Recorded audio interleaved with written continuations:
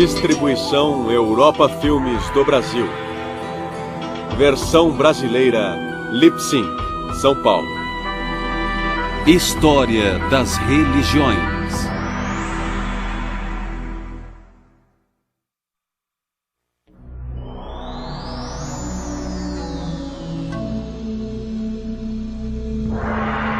Clássicos e mitos do Mediterrâneo.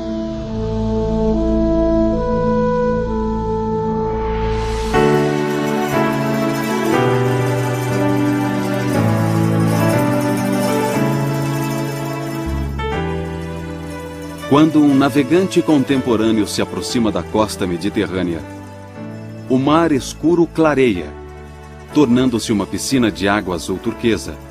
Rochas antigas bordejam a costa e cintilam sob o sol, vestígios das grandes civilizações que aqui floresceram.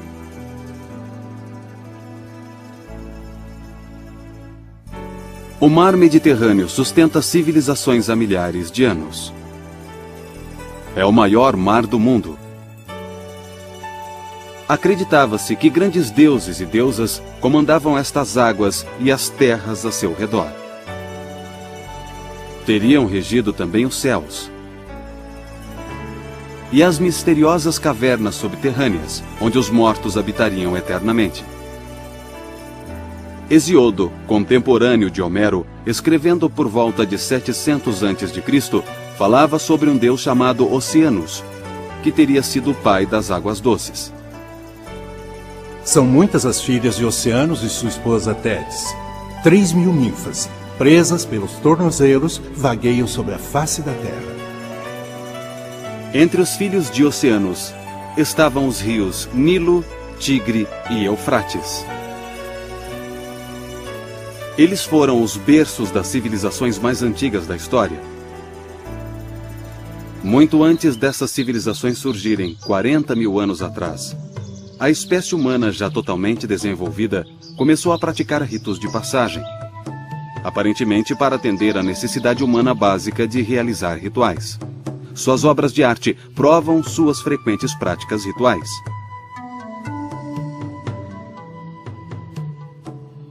Estas imagens refletiam a crença num mundo cheio de espíritos, ou animai, com os quais podiam se comunicar.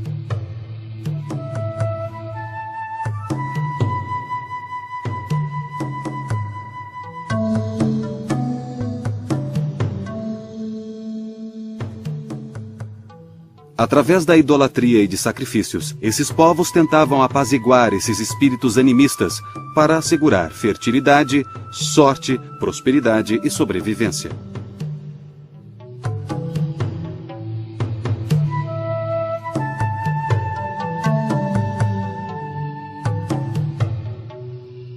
Esses primeiros humanos migraram pelo mundo a pé ou em jangadas, andando ou navegando por passagens de água rasa criadas pelas variações do nível do mar. Estas variações foram causadas pelo começo e fim de várias eras glaciais, ao longo de dezenas de milhares de anos.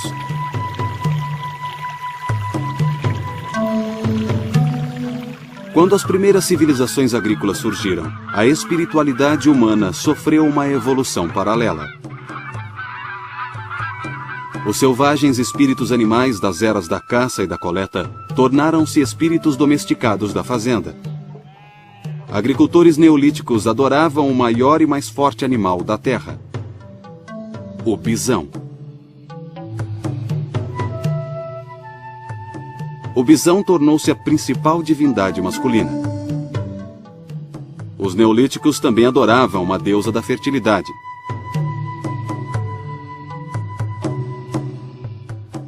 O objetivo de tanta adoração era garantir terras férteis e boa saúde para as colheitas animais e humanos. Acima de tudo, o agricultor neolítico queria manter uma harmonia natural entre os animais, as plantações e o sol e a chuva, tão vitais para a fertilidade e o crescimento. Este anseio por harmonia cósmica foi a força motriz por trás da espiritualidade primitiva. Assim como a colheita produzia alimentos para o presente e sementes para o futuro, a morte para os humanos seria a colheita e o renascimento do espírito. A harmonia da natureza era abrangente, e o sol, a lua e o céu supostamente representavam os bisões e vacas de suas fazendas. Os rituais antigos refletiam essa harmonia, e certamente as culturas primitivas criaram os mitos para explicar essa ordem cósmica. No delta, entre o Tigre e o Eufrates, surgiu a primeira civilização da Idade do Bronze, por volta de 3000 a.C. Estas eram as cidades-estados da Suméria. Esta civilização mesopotâmica marcou o início da história registrada. Um dos primeiros historiadores do mundo foi um autor desconhecido, que por volta de 2000 a.C. escreveu um poema, descrevendo o nascimento de sua terra natal, a Suméria. Quando nem o céu tinha nome, quando nem a terra tinha nome, e só existia Apsu, a primeira água doce, o pai, e Tiamat, a água salgada, a mãe, suas águas calmamente uniram-se. Este mito sobreviveu e difundiu-se porque milhares de anos antes, por volta de 3000 a.C., os sumérios tinham inventado um sistema de escrita chamado cuneiforme. Esse sistema foi usado pela primeira vez para registrar inventários, mas depois os sumérios o usaram para registrar sua dedicação aos seus deuses e mitos. Isto é o mais incrível sobre os sumérios. A sua maior contribuição foi provavelmente a língua. A língua suméria e a escrita cuneiforme dos sumérios sobreviveram à queda do Império Sumério e continuaram sendo usadas por muitos, se não por todos, os outros povos e civilizações da Mesopotâmia, como uma língua erudita. Assim como o latim, que sobreviveu à queda do Império Romano, tornando-se a língua dos eruditos durante a Idade Média. Eles descreveram cenas vívidas de deuses e deusas que regiam os céus, controlavam a existência humana e determinavam o destino de impérios. A cultura suméria marcou um grande avanço para a civilização humana. Surgiram centros urbanos, tais como Ur, Larsa e Kish. Eles criaram um sistema de leis e de governo para controlar o sofisticado sistema de irrigação que incrementava a produção agrícola.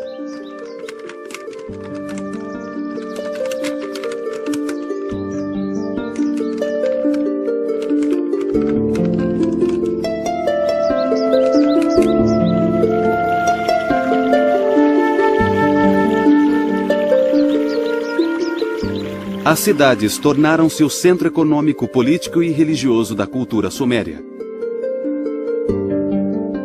É quase certo que no início do período neolítico, os chefes locais faziam o papel de líderes políticos e espirituais.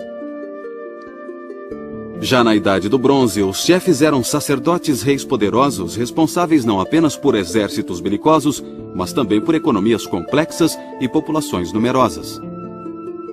Era comum os reis assumirem funções sacerdotais nas cidades que conquistavam. Eles serviam aos deuses e os deuses, por sua vez, serviam aos reis. A Suméria era composta por várias cidades-estados, e cada uma dessas cidades-estados era regida por um deus ou deusa específico. Por exemplo, o deus patrono da cidade de Sipar teria sido o deus Utu, deus do sol.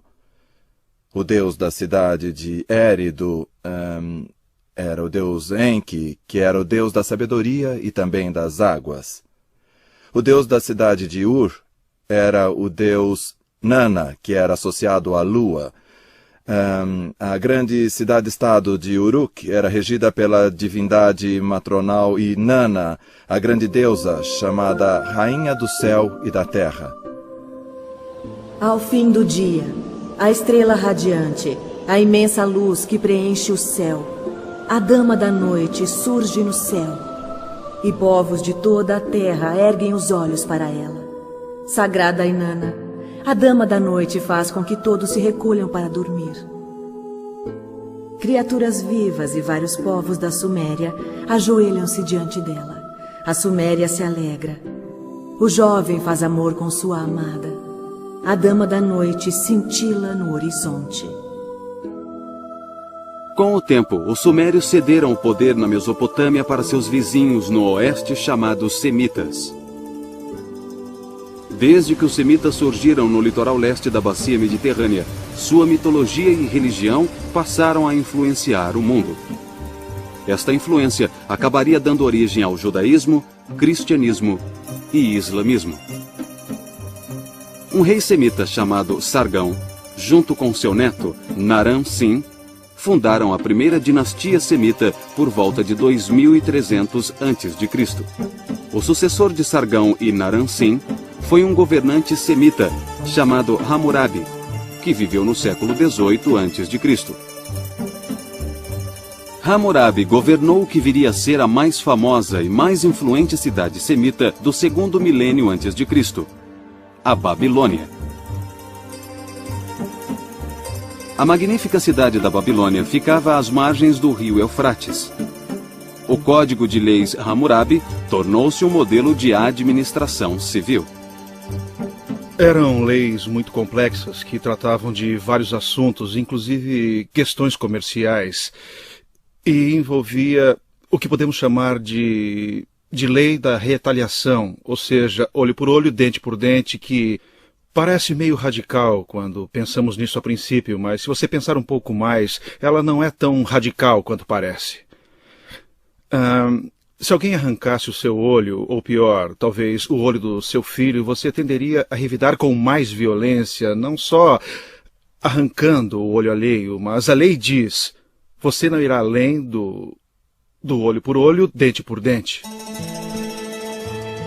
A cidade também foi um centro religioso durante centenas de anos, promovendo festivais de Ano Novo para louvar o grande deus Marduk. Os arqueólogos encontraram várias tábuas com escrita cuneiforme, onde escribas babilônicos registraram seus grandes épicos mitológicos. Entre os épicos mais fascinantes está o antigo relato sobre o mito Gilgamesh. No início da história, temos uma descrição de Gilgamesh. O épico descreve como sendo 2/3 Deus e 1/3 humano. E Enkidu, o monstro enviado por deuses para matar Gilgamesh, ele é descrito como parte animal e parte humano. Na verdade, conta-se a história da humanização que ambos sofrem. A parte que mais emociona é quando Enkidu se aproxima da cidade de Uruk, e Gilgamesh sai para enfrentá-lo fora das muralhas da cidade. Os dois se envolvem numa batalha terrivelmente violenta. Eles lutam até a exaustão e reconhecem que um é tão forte quanto o outro. E de repente Gilgamesh se apoia nos ombros de Enkidu, olha dentro dos olhos dele e se vê neles. Exatamente como Enkidu olha nos olhos de Gilgamesh e também se vê em Gilgamesh. E os dois tornam-se amigos. O templo deles era uma torre ou zigurat, adornada com madeira de cipreste, pedras incrustadas e afrescos em gesso. Os arqueólogos acreditam que esta construção devia ter uns 15 andares.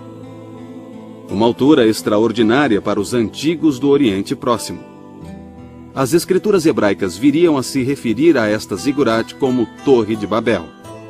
E esta zigurat, a Torre de Babel, deve ter sido erguida no século VI a.C., então este estilo arquitetônico perdurou por muito tempo.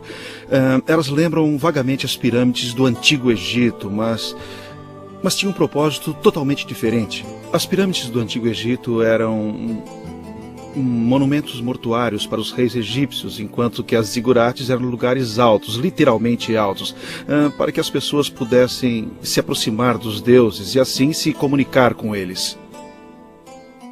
Restam poucas preciosidades da fundação de tijolos da Babilônia. 4.000 anos de inundações e erosão apagaram quase todos os vestígios da cidade.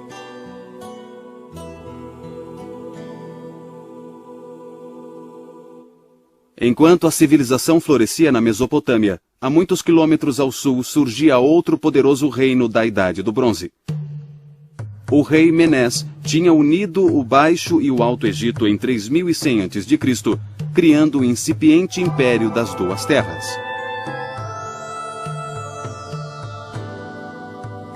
Ao longo de várias dinastias egípcias, os combativos faraós empregaram muito esforço e dinheiro para consolidar suas conquistas, seu controle das rotas comerciais e estender seu domínio, tudo supostamente em honra das divindades egípcias reconhecidas nacionalmente.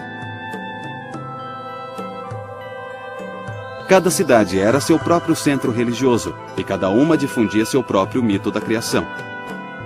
Em Tebas, por exemplo, acreditava-se que o mundo descendia de Amon, de quem se dizia ser grande demais para ser examinado e poderoso demais para ser entendido. Em Heliópolis, acreditava-se que o universo descendia de Nut, as águas primitivas do vazio e do caos. Nut ficava além do Sol e do mundo inferior, cercando o cosmo. O mundo como o conhecemos teria começado quando Atum, senhor de Heliópolis, ergueu-se no topo de uma pirâmide na forma de um sol. Estas divindades multiplicaram-se em número e função, mas continuaram existindo por mais de 3.000 anos. Muitos deuses egípcios mantinham traços do animismo neolítico. Enquanto alguns desses deuses eram associados ao sol, outros eram associados a animais. Eram geralmente caracterizados como animais ou híbridos humanos com cabeças de animais. Sekhmet, deusa da guerra, tinha cabeça de leão. A esfinge, um espírito híbrido encontrado na Mesopotâmia, no Egito e na Grécia, tinha corpo de leão alado e cabeça humana, geralmente feminina. O que restou dos hinos egípcios aos deuses reflete um belo senso de devoção. Por exemplo, este hino de Tebas é dedicado a Hathor, deusa do sol e senhora do amor. Ó Senhor do céu ocidental, ó deuses do céu ocidental, ó vós que regeis as praias do céu ocidental, alegrai-vos pela vinda de Hathor. Amamos ver sua beleza brilhar. Eu digo ao seu lado que me alegro ao vê-la. Minhas mãos se alegram. Venha a mim, meu corpo diz. Meus lábios entoam hinos sagrados para Hathor. Música 1 milhão de vezes, porque amamos música. Milhões de vezes música para seu espírito gêmeo, seu Ka, onde quer que estejas. Durante vários milênios, os egípcios mantiveram-se concentrados no pós-vida. O pós-vida oferecia a todos o ideal da imortalidade espiritual. Servia para dar estabilidade às suas vidas, sua cultura e seu reino. Fico muito surpreso em ver a coerência que os egípcios tinham. Veja, por exemplo, o estilo de arte deles. A não ser por algumas exceções, ele foi muito constante durante os 3.000 anos da história antiga. A razão disso é que os egípcios deviam valorizar muito a permanência e a temporalidade. Trabalharam muito nesse sentido. Você sabe citar algum estilo arquitetônico que tenha sido mais permanente do que a pirâmide? Os egípcios se empenharam muito na preservação dos cadáveres pelo processo da mumificação. As famílias egípcias gastavam fortunas com a mumificação para preservar os corpos para a vida eterna, e mantinham as tumbas durante várias gerações, depois do falecido já estar no reino dos mortos. Os egípcios chamavam o corpo físico de Shat, o corpo espiritual de Sahu e o coração de Ab. Eles acreditavam que ao entregar o corpo, o Shat, eles também enterravam o Sahu e o Ab, que são o espírito e o coração. A imagem do falecido era chamada de Ka, e acreditava-se que não era enterrado, pois o Ka ficava abrigado nas estátuas dos mortos e recebia dádivas de comida, vinho, óleos e incenso queimado. Geralmente, sacerdotes e até capelas inteiras eram designados ao Ka de uma pessoa morta. A religião egípcia também reconhecia o Ba, ou alma, o Shaibit, ou sombra, o Shu, ou inteligência, e o Seshen, ou forma. Conceitos tão ricos e profundos provam o empenho dos egípcios em compreender o pós-vida, que suplantava outras ideias religiosas, como a crença numa futura era dourada na Terra, ou a crença no fim do cosmo.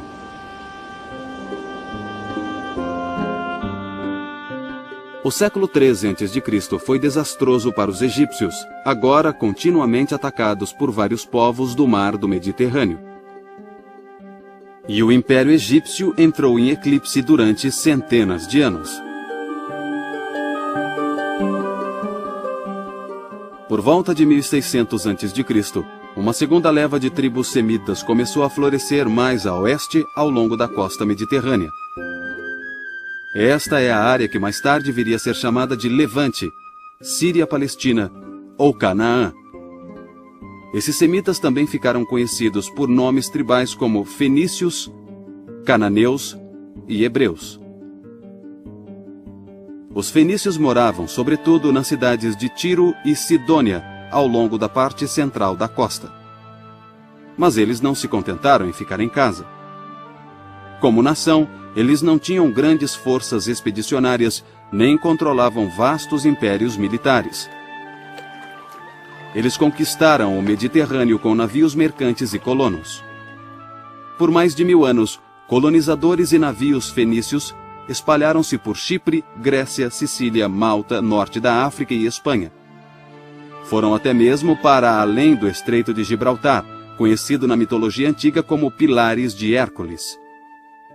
Eles extraíram estanho das minas da Cornualha, parte da atual Inglaterra, e se aventuraram pelo Atlântico em direção ao Equador. Em suas frequentes viagens pelo Mediterrâneo, os fenícios levavam 2 produtos não comerciais muito importantes: o seu alfabeto e a sua religião. O alfabeto, o primeiro a ser inventado, surgiu por volta de 1400 a.C. Era uma grande evolução perto dos complicadíssimos e imprecisos sistemas cuneiforme e hieroglífico usados na Mesopotâmia e no Egito. O alfabeto fenício, mais tarde, serviria de base para os alfabetos grego e romano e posteriormente serviu de inspiração para o alfabeto inglês. O principal deus fenício era Baal, ou Bali. O termo Baal refere-se, na verdade, a várias deusas da fertilidade dos cananeus e dos fenícios. Os cananeus eram essencialmente um povo agrícola que adorava uma variedade de deuses agrícolas e da fertilidade. Baal era o deus das tempestades e o deus da chuva. E, como deus da chuva, ele fertilizava o gado e os campos. Por exemplo, pois, através da chuva, o gado engordava. Aprendemos muito sobre esses deuses Baal em textos fenícios da cidade real de Ugarit. Esses textos nos deram uma imagem de Baal que, ironicamente, o retratam como tendo características muito parecidas com o Deus da Bíblia. Por exemplo, por ser o Deus das tempestades, Baal cavalga as nuvens. Exatamente como o Salmo 104 relata que Deus da Bíblia cavalga as nuvens e o vento. Baal, como Deus da Bíblia, era um juiz e garantia a justiça. Eu acho que esses paralelos sugerem que os antigos israelitas, sobretudo durante o século VIII e IX, lutaram muito no seu íntimo para decidirem a que Deus eles seriam leais. Mais tarde, os hebreus migraram para o que a Bíblia chama de terra do leite e do mel. Esta é a região conhecida como Canaã, Palestina e, desde 1948, Israel. Em meio ao tumulto dos séculos 12 e 13 a.C., várias cartas hititas com escrita cuneiforme falam sobre um povo do Ocidente chamado Arriauans. Os egípcios os chamaram de Aquish, e Homero chamou-os de aqueus. A história chamou-os de gregos. Os gregos surgiram na Grécia por volta de 1600 a.C. São diferenciados de seus antecessores na Grécia, porque eles falavam grego e seus antecessores não. E adoravam deuses e deusas gregos, aqueles que conhecemos como Zeus, Hércules, Atena e outros. Eles se estabeleceram na Grécia por volta de 1600 a.C. e durante os 2 séculos seguintes tornaram-se muito poderosos e muito ricos. Grande parte desse poder e riqueza veio de sua habilidade militar, de saberem lutar contra invasores e guerrear como mercenários em outras terras, mas também enriqueceram com o comércio. Nesse ponto, eles se parecem muito com os fenícios, pois comercializavam no leste do Mediterrâneo e também no oeste. Sabemos que esses gregos da Idade do Bronze avançaram a oeste até a Itália, pois algumas de suas cerâmicas foram encontradas lá, assim como foram encontradas no leste. Os arqueólogos descobriram que os gregos da Idade do Bronze, também chamados de gregos micênicos, comercializaram e lutaram por toda a bacia mediterrânea. Eles se desenvolveram entre 1600 e 1200 a.C. e trouxeram seus tesouros e saques de volta às cidadelas de Micenas, Tirins, Tebas, Orcômenos e Pilos. Os gregos micênicos às vezes se ofereciam como mercenários no estrangeiro. Numa dessas aventuras, eles viram as grandes tumbas do Egito. Viram os rituais místicos egípcios na preparação dos mortos para o pós-vida. Impressionados com esses rituais, os gregos micênicos os adaptaram às suas próprias crenças. No fim do século XIII a.C., as cidadelas micênicas, a capital hitita na Anatólia e a cidade mesopotâmica de Ugarit, estavam em ruínas. Piratas vagavam pelo Mediterrâneo e as grandes civilizações da Idade do Bronze ruíram sob seu próprio peso militar. Demoraria séculos para a Grécia voltar a exibir algum sinal de vida. Uma questão muito debatida por estudiosos é por que houve a Idade das Trevas. Por que esses grandes centros políticos, administrativos e militares existentes em volta da Grécia ruíram? Um estudioso chamado Robert Drew sugeriu que, na verdade, a classe baixa, os trabalhadores, os que serviam no segundo escalão do exército, é que se tornaram muito poderosos e passaram a comandar todas aquelas comunidades, tomando as cidadelas e fortificações das pessoas que anteriormente as dirigiam. Como resultado desse levante, que Drew acredita ter abrangido toda a parte oriental do Mediterrâneo, nós vemos a queda quase literal no caso de algumas comunidades, mas figurativa no caso de outras, dessa cultura do fim da Idade do Bronze. E muita coisa que fazia parte da cultura, as grandes cidadelas fortificadas, os governos centralizados, os arquivos e os depósitos, exigiam muitos funcionários que pudessem cuidar e também escrever, para manter registro de tudo. Uma vez que tudo isso acabou, a necessidade de escrita também acabou e então veio a Idade das Trevas, sobre a qual não existe absolutamente nenhum registro escrito. Os gregos sofreram terrivelmente. Após a ruína da civilização micênica no fim da Idade do Bronze, eles saíram das cidades em grande número, retornando ao campo ou se lançaram ao mar em busca de sustento. A Grécia perdeu quase 90% de sua população. Os sobreviventes viviam na pobreza e na ignorância. Bolsões de cultura grega subsistiram em Atenas e em comunidades do mar Egeu ao longo da costa jônica da Anatólia. Aqui os gregos preservaram a memória da gloriosa Idade do Bronze, formulando os épicos da Ilíada e da Odisseia. Por volta de 800 a.C., a população grega começou a crescer de novo. Os marinheiros passaram a comercializar com os fenícios, aprenderam seu alfabeto e voltaram para casa para difundir seu novo conhecimento.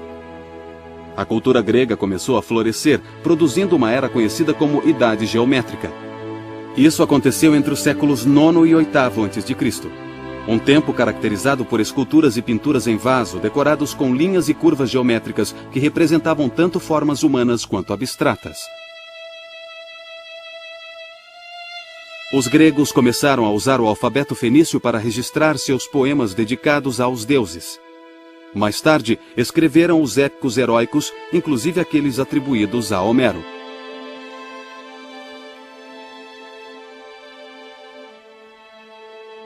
Embora cidades-estados gregas fossem muito competitivas e belicosas, elas começaram a se reunir a cada 4 anos em santuários pan-helênicos recém-instituídos, que na verdade eram locais para reuniões nacionais.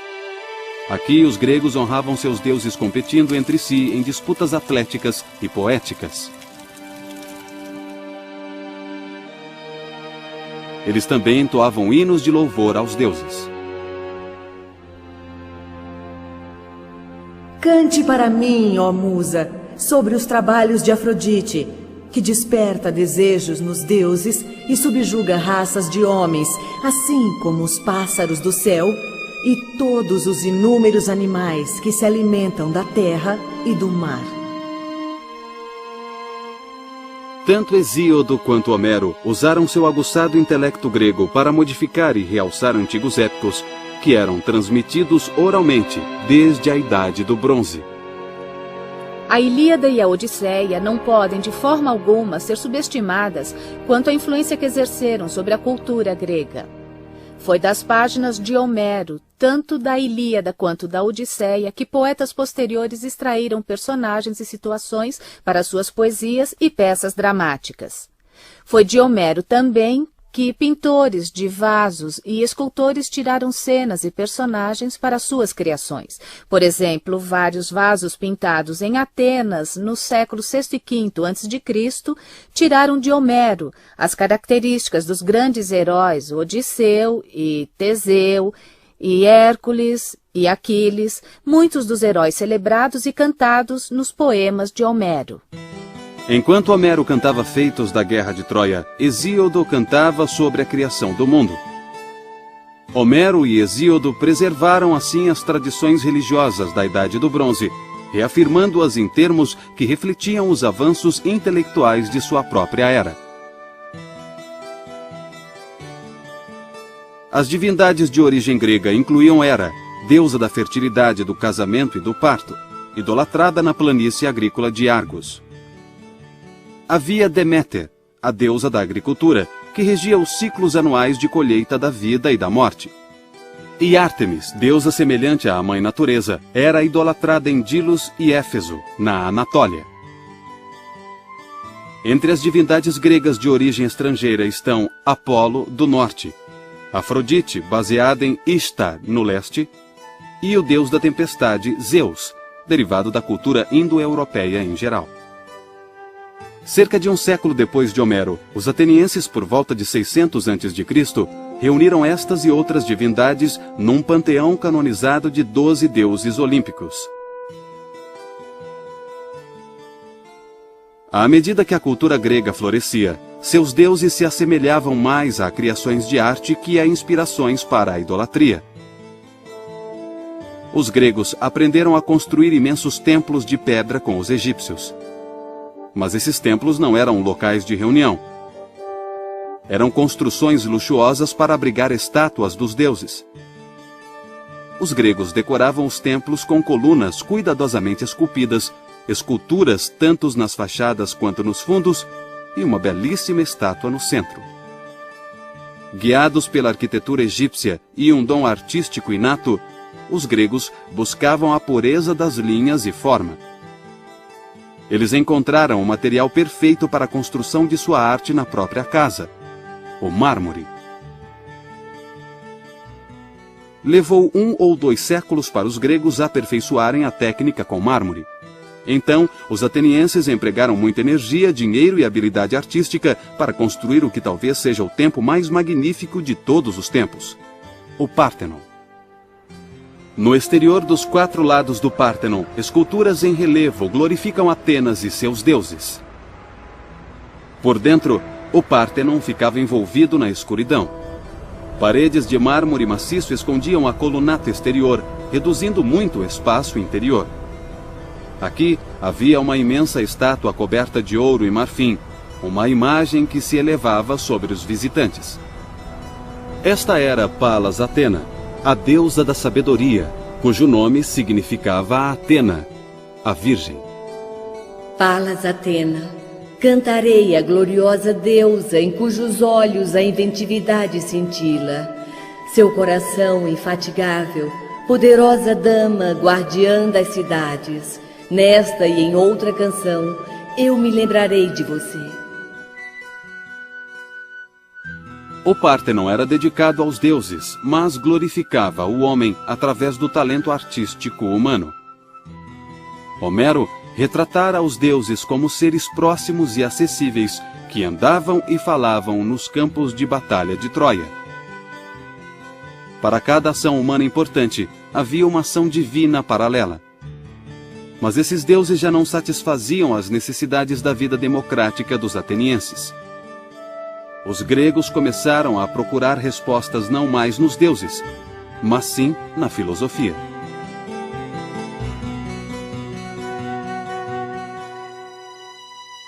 Neste ponto da história, por volta do século IV a.C., a cultura, a religião e a filosofia gregas estavam relativamente livres de influência externa. Então, um vizinho da Macedônia, Alexandre o Grande, invadiu a Grécia e a Pérsia. O pai de Alexandre, Filipe, tinha decidido criar seu filho para ser rei. Então ele providenciou os melhores tutores que estavam disponíveis, inclusive o famoso Aristóteles. Então a educação de Alexandre foi abrangente e incluiu não só filosofia, poesia e música, mas também política e táticas militares. Ele foi um carismático general de 18 anos de idade, e seu sucesso ameaçou seriamente o tradicional conceito grego de teologia. Os egípcios reconheceram Alexandre como seu novo faraó. Os persas o saudaram como o novo rei dos reis. Para esses povos subservientes do Oriente, Alexandre era Deus na terra e ele permitia que o idolatrassem.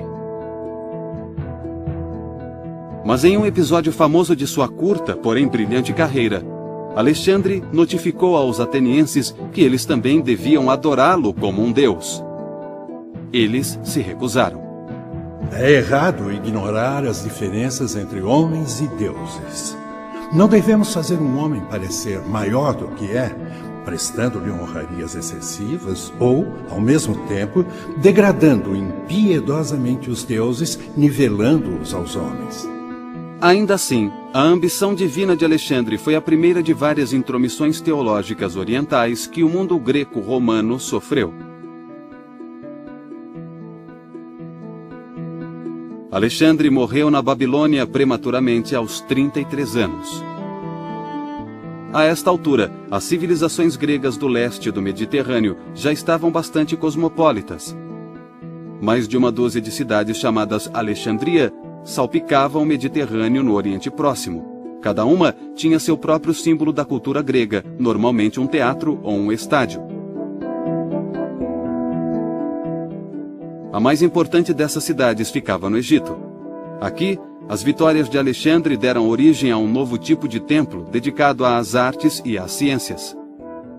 Eles o chamavam de Museion, ou museu, porque era dedicado às 9 musas, as deusas das artes. Esse templo das musas abrigava uma biblioteca, uma das primeiras bibliotecas em grande escala que nós conhecemos da antiguidade.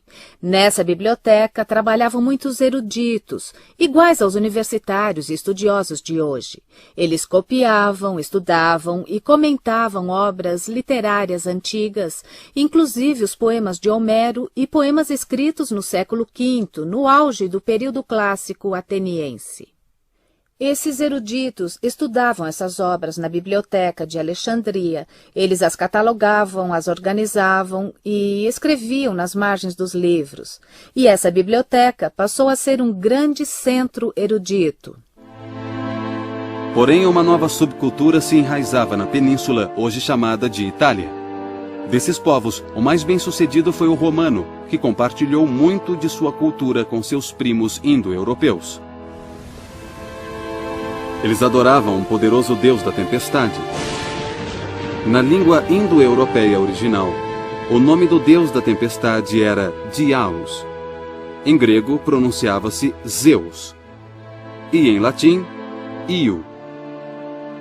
Ao nome Io, os romanos adicionaram sua palavra para pai, pater, chegando assim ao nome do seu deus da tempestade, Júpiter, ou como o chamamos hoje, Júpiter. Nos primeiros anos, um período que durou de 500 a 50 a.C., a República Romana defendeu e expandiu seus territórios. As semelhanças culturais entre os gregos e os romanos aumentaram quando os romanos conquistaram a Grécia em 146 a.C. Eles drenaram a Grécia de toda a sua arte, poesia e pensadores, adaptando-os o máximo possível à língua latina e a seu estilo itálico. Muitas vezes, eles tomaram emprestados deuses e deusas até na aparência. No caso de Apolo, por exemplo, pegaram o nome também. Em outros casos, eles misturaram esses deuses e deusas com divindades itálicas locais. Os romanos acharam equivalentes locais para os 12 deuses gregos olímpicos. Por exemplo, o deus romano Netuno era equivalente a Poseidon, deus do mar. Mercúrio era associado a Hermes, o deus grego que levava almas mortas para Hades. Vênus era equivalente à grega Afrodite, deusa do amor. Finalmente o amor chegou. Eu orei para a musa e ela me atendeu. Vênus o colocou nos meus braços, fazendo por mim o que tinha prometido. Que minha alegria seja cantada. Aqueles que não têm nenhuma, contem-na em uma história. Nós nos encontramos e somos ambos dignos. O Império Romano era uma mistura de religiões. Seu imenso tamanho explicava a variedade de influências. Mas você, romano, deve se lembrar. Precisa guiar as nações por meio da sua autoridade, pois esta é a sua habilidade. Deve enxertar tradição à paz, mostrar piedade aos conquistados e lutar até que os duros tombem. Muitos cultos e religiões foram assimilados nesta colcha de retalhos. Os egípcios ainda se pareciam muito com seus ancestrais, que durante milênios adoraram seus faraós como deuses. O culto em Roma agora se voltaria ao pai de Augusto, Júlio César. O culto ao imperador difundiu-se pelo Império Romano em poucas décadas. Mas um grupo de adoradores se destacou quando se recusou a seguir essa prática. Era um grupo de judeus palestinos que acreditava num Salvador a quem chamavam Cristo. No início, o cristianismo era um entre vários cultos das terras conquistadas por Roma. No século IV d.C., o imperador Constantino promulgou o Édito de Milão, tornando o cristianismo uma religião aceita no Império Romano. Mais tarde, ela tornou-se a religião oficial de Roma. Mas muitos séculos depois de o cristianismo se tornar predominante, antigas tradições pagãs ainda afetavam a iconografia cristã, quando mitos grecos romanos foram retratados na arte judaico-cristã. Séculos se passaram, mas por fim, os antigos mitos e religiões do Mediterrâneo cederam totalmente a uma nova ordem.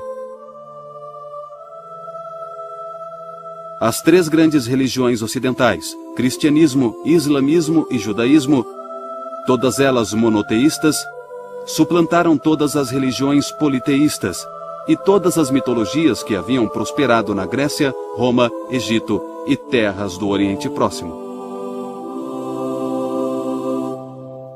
Durante toda a antiguidade e até bem depois, mitos foram maneiras poderosas de explicar o mundo. Os mitos, pelo menos, tentavam explicar o que as pessoas, de outra forma, jamais entenderiam. Em termos simbólicos ou espirituais, a perspicácia da mitologia antiga às vezes se iguala ou mesmo excede a mais profunda teologia da nossa era científica moderna. Hoje poucos adoram as divindades mitológicas das antigas civilizações do Mediterrâneo. Mas as crenças e princípios constituídos nos primórdios da história ocidental continuam a nos moldar de forma poderosa, ainda que invisível.